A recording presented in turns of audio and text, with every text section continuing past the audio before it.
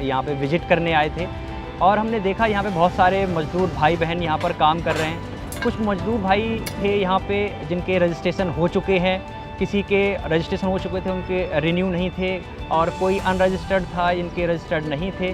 तो उन सब से हमने बात करी। ज़्यादा कोई पेपर नहीं चाहिए होता कि आपका बैंक में खाता होना चाहिए, एक कोई आईडी, हिंदुस्तान की कहीं भी आईडी हो वो होनी चाहिए। दिल्ली कंस्ट्रक्शन बोर्ड से बहुत सारे बेनिफिट्स जो बोर्ड देता है, उन स्कीमों के बारे में उनको डिटेल में बताया और इन सब से बात करने में हमने ये पाया कि बहुत सारे मजदूर दिल्ली सरकार की इस स्कीम से बिल्कुल खुश हैं और इसका लाभ ले रहे हैं।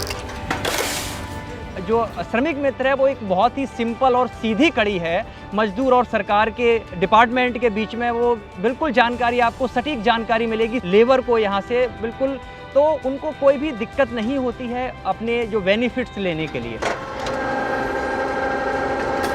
मोस्टली लोग तो दिल्ली के बाहर से ही दिल्ली में आके काम करने के लिए आते हैं और उनकी सबसे बड़ी प्रॉब्लम है वो आइडेंटिटी की, यानी उनके पास कोई आईडी नहीं होती यहाँ पर। इस तरीके से बहुत चैलेंज आते हैं इसमें।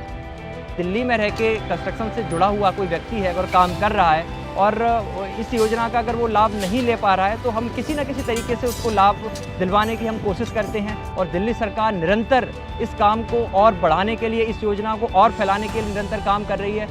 सरकारें आईं और सरकारें गईं, लेकिन दिल्ली की अरविंद केजरीवाल जी की एक ऐसी सरकार है जिसने योजनाएं बनाई, उस योजना को लागू करने का काम हम सब श्रमिक मित्रों ने किया। हमें गर्व है अरविंद केजरीवाल जी की सरकार पर कि उन्होंने हमें ऐसी जिम्मेदारी दी जिसको हमने पूरी तन्मयता से निभाया है और निभा रहे हैं।